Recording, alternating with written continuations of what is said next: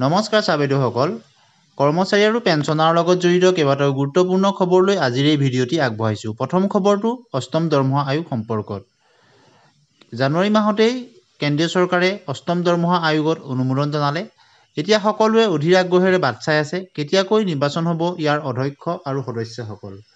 এই সম্পৰ্কত মিডিয়া সূত্ৰৰ ফালৰ পৰা এটা খবৰ আহিছে যে আগন্তুক কম সময়ৰ ভিতৰতেই ইয়াৰ অধ্যক্ষ বিষয়ে ঘোষণা কৰিব, লগতে সদস্যসকল ঘোষণা কৰিব।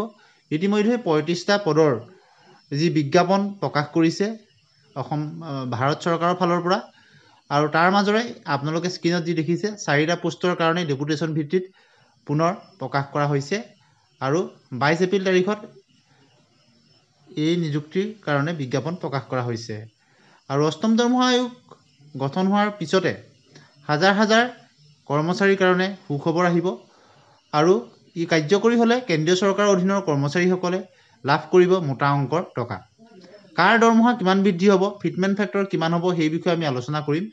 অষ্টম বেতন আয়োগ কাৰ্যকৰী হ'লেই কেন্দ্ৰীয় চৰকাৰৰ অধীনৰ কৰ্মচাৰীসকলৰ তেওঁলোকে লাভ কৰিব মোটা অংকৰ টকা, আৰু আশা কৰা হৈছে 14,000 টকাৰ পৰা 19,000 টকা পৰ্যন্ত বাঢ়িব কৰ্মচাৰীসকলৰ দৰমহা।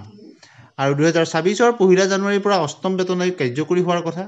আৰু সূত্ৰৰ খবৰ অনুসৰি বৰ্তমান কেন্দ্ৰীয় চৰকাৰৰ কৰ্মচাৰীসকলে যিমান বেতন লাভ কৰে তাৰ পৰা কমেও 14 পৰা 19% দৰমহা বৃদ্ধি হ'ব বুলি মিডিয়া সূত্ৰত প্ৰকাশ পাইছে। গতিকে ন্যূনতম বেছিক কিমান হ'ব, ফিটমেণ্ট ফেক্টৰ কিমান হ'ব তাক লৈ জল্পনা কল্পনা চলিছে। বিগত সোমবাৰে জানিব পৰা গৈছে যে আগন্তুক মাহত এপ্ৰিলত শেষৰ ফালে অথবা মে' মাহৰ আৰম্ভণিতেই অষ্টম দৰমহা আয়োগৰ গঠন প্ৰক্ৰিয়া আৰম্ভ হ'ব আৰু এয়া কাৰ্যকৰী হ'ব পাৰে 2026 1 জানুৱাৰীৰ পৰা। আৰু বৰ্তমান অৰ্থনৈতিক পৰিস্থিতি পৰীক্ষা কৰি জানিব পৰা গৈছে যে যদি কেন্দ্ৰই 1.75 লাখ কোটি টকা অষ্টম বেতন আয়োগৰ বাবে অনুমোদন জনায় তেন্তে 50% বেতন বৃদ্ধি আৰু 50% পেঞ্চনৰ বাবে কাৰ্যকৰী হ'ব পাৰে। আশা কৰিব পাৰি যে 14,600 টকা বেতন বৃদ্ধি হ'ব পাৰে ন্যূনতম। আৰু এই ক্ষেত্ৰত পূৰ্বৰ 2.57 ফিটমেণ্ট ফেক্টৰ বাহাল থকাৰ কথা বহুতে ক'ব বিচাৰে। আৰু কেন্দ্ৰীয় চৰকাৰে 2.25 লাখ কোটি টকা অনুমোদন কৰে তেন্তে এই ক্ষেত্ৰত 18,800 টকা প্ৰতিমাহে বৃদ্ধি হ'ব পাৰে। গতিকে কেন্দ্ৰীয় চৰকাৰে কিমান টকা অনুমোদন জনায় আৰু ফিটমেণ্ট ফেক্টৰ কিমান ধৰে আৰু কিমান শতাংশ দৰমহা বৃদ্ধিৰ কথা ঘোষণা কৰে তাৰ ওপৰতেই পৰৱৰ্তী সকলো সিদ্ধান্ত নিৰ্ভৰ কৰিব।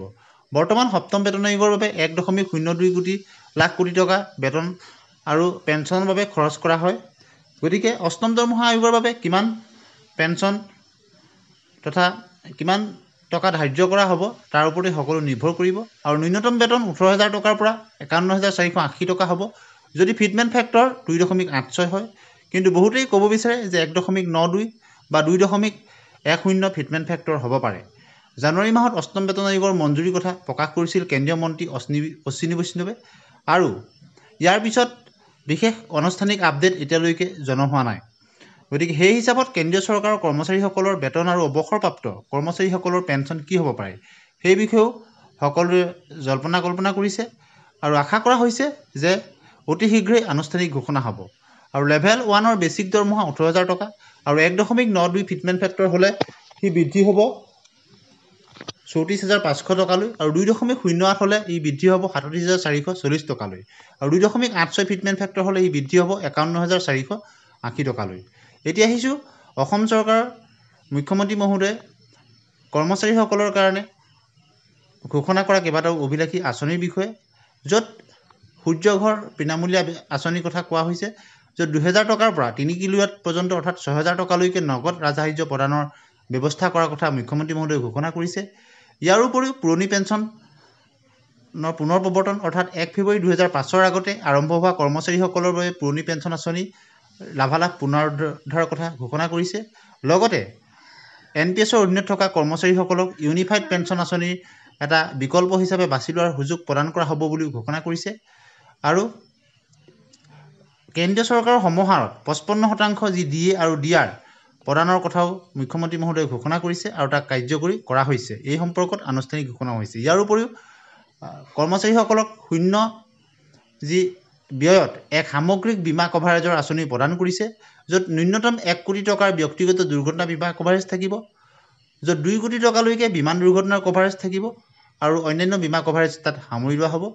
ইয়াৰ উপৰিও সকলো ৰাজ্যিক চিকিৎসা মহাবিদ্যালয় আৰু হস্পিটেল, আছাম কেঞ্চাৰ ফাউণ্ডেশ্যন আৰু বি বৰুৱা কৰ্কট প্ৰতিষ্ঠানৰ কৰ্মচাৰীসকলৰ বাবে আয়ুষ্মান অসম মুখ্যমন্ত্ৰী লোকসেৱক আৰোগ্য যোজনাৰ অধীনত নগদবিহীন চিকিৎসাৰ ব্যৱস্থা কৰা হৈছে। ইয়াৰ উপৰিও 1 অক্টোবৰৰ পৰা আশা, অংগনবাড়ী কৰ্মী আৰু সহায়িকাসকলৰ সংশোধিত পাৰিশ্ৰমিকৰ লগতে তেওঁলোকক এককালীন 2 লাখ টকা প্ৰদানৰ ব্যৱস্থা কৰিছে। ইয়াৰ উপৰিও সৌৰশক্তিৰ ক্ষেত্ৰতো